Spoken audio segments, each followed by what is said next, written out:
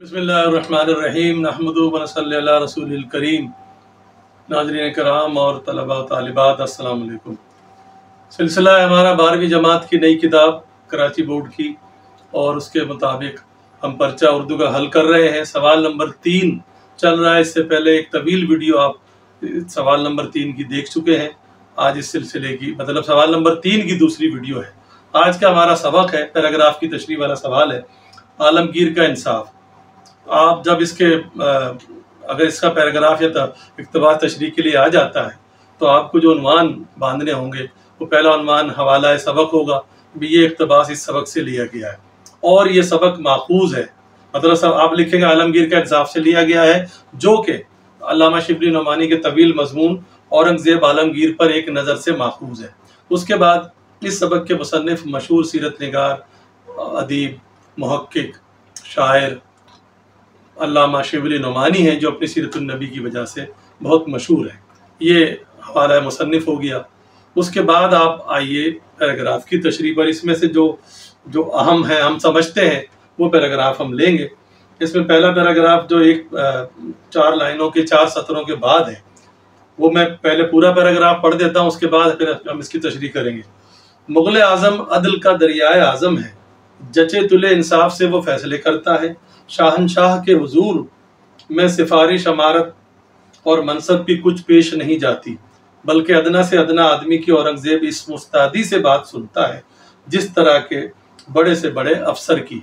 आप गौर कीजिए, किताब में ये जो पैराग्राफ है ये वावैन में है, इन्वर्टेड कॉमाज में है। इसका मतलब है ये अल्लामा शिबली नोमानी की तहरीर नहीं है, उन्होंने हवाला दिया है।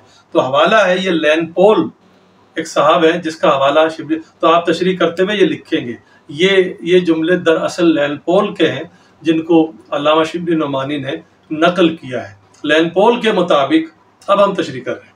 लैन पोल कहते हैं कि मुग़ल आज़म से मुराद है औरंगज़ेब आलमगीर।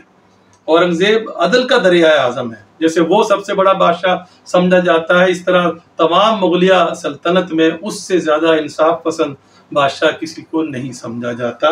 वो अदल का दरियाए आज़म है, सबसे बड़ा दरिया है इंसाफ का। जचे चले इंसाफ से वो फैसले करता है, वो जो भी फैसला करता है वो अदल पर मबनी होता है और बहुत सोच समझ के करता है, किसी के साथ ज्यादती नहीं करता।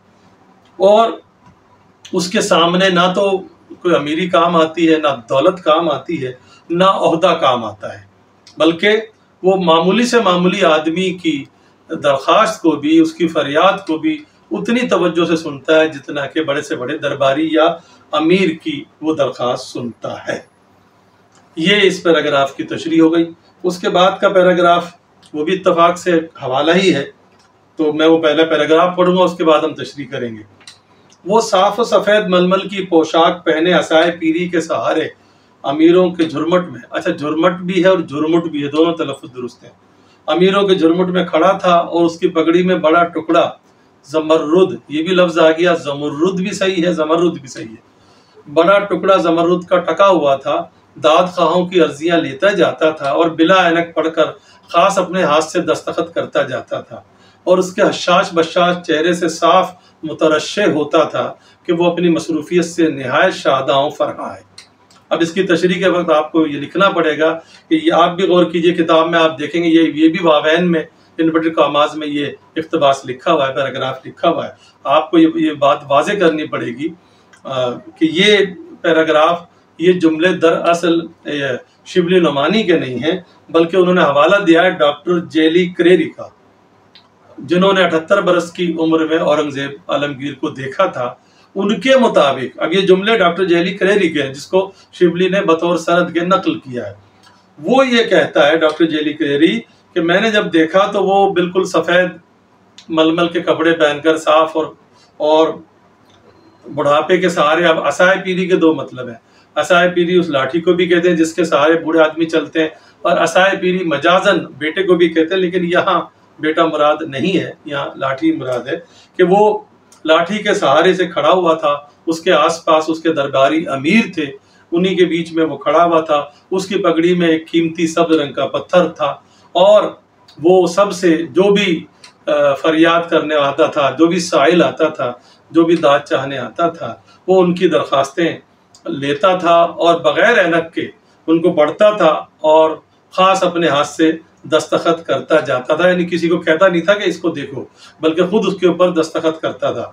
اور وہ اس کام سے، اس معاملے سے اتنا خوش، اتنا چاق چوبند نظر آ رہا تھا کہ اس سے صاف ظاہر ہوتا تھا کہ وہ اس سارے معاملے سے یہ مصروفیت اسے بہت اچھی لگ رہی ہے، بہت اچھی محسوس ہو رہی ہے، اور اس کو کوئی پریشانی نہیں ہے۔ یہ مکمل تشریح ہو گئی۔ اس کے بعد کا پیراگراف ہم لے سکتے ہیں، ویسے اہم ترین تو یہ دو ہی تھے۔ اب ایک اس کے فوراً بعد ہے، وہ دن میں 2-3 دفعہ دربار عام کرتا تھا اور مطلق کسی کی روک ٹوک نہ تھی، ادنا سے ادنا جو چاہتا کہتا تھا، اور عالمگیر نہایت توجہ سے سنتا تھا۔ آپ ایسے لکھیں گے کہ شبلی نعمانی لکھتے ہیں کہ وہ دن میں 2-3 دفعہ عام لوگوں کے لیے دربار منعقد کرتا تھا، اور اس کے اندر کسی کی روک نہیں تھی، روک ٹوک نہیں تھی۔ عام سے عام آدمی بھی، معمولی آدمی بھی اس کے دربار میں آ سکتا تھا، اور جو بھی چاہے کہہ بھی سکتا تھا، اور جو بھی درخواست چاہے دے سکتا تھا۔ عالمگیر اس پہ نہایت توجہ دیا کرتا تھا۔ مرزا کام بخش عالمگیر کا نہایت چہیتا بیٹا تھا۔ آپ لکھ سکتے ہیں عالمگیر کا بہت لاڈلا بیٹا تھا، جس کا نام مرزا کام بخش تھا۔ اس کے کوکا پر قتل کا الزام قائم ہوا۔ کوکا کہتے ہیں رضائی بھائی بہن کو، یہاں بھائی مراد ہے، کہ اس کے رضائی بھائی کو قتل کے الزام میں گرفتار کیا گیا۔ تو عالمگیر نے حکم دیا کہ عدالت میں تحقیقات کی جائے۔ عالمگیر نے اس معاملے میں کوئی اپنے بیٹے کو نہیں دیکھا، اور آزادانہ عدالتی تحقیقات کا اس نے حکم جاری کر دیا۔ کام بخش نے اس کی حمایت کی۔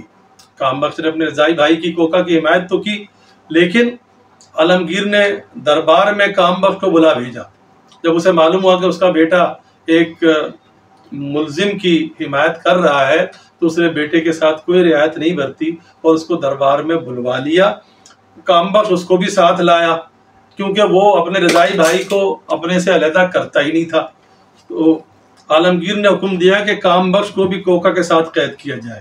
یہ معمولی بات نہیں ہے، کہ حالانکہ کام بخش کا براہ راست قصور نہیں تھا، قصور تو اس کے رضائی بھائی کا تھا، لیکن چونکہ کام بخش اس کی ناجائز حمایت کر رہا تھا، عالمگیر کے انصاف نے یہ بھی برداشت نہیں کیا، اور اس نے اپنے بیٹے کو بھی ساتھ میں قید کر دیا۔ چنانچہ اس کے حکم کی فوراً تعمیل کی گئی، اور اس کا بیٹا بھی اسی طرح قید ہوا۔ اس کے بعد اتنا کوئی اہم نہیں ہے۔ بہرحال آج کی ویڈیو میں ہم نے عالمگیر کا انصاف جو سبق ہے، اس کے جو اہم پیراگراف تھے، اقتباس تھے، ان کی تشریح کی۔ انشاءاللہ اگلی ویڈیو میں ہم مزید ایک نئے سبق کے ساتھ حاضر ہوں گے۔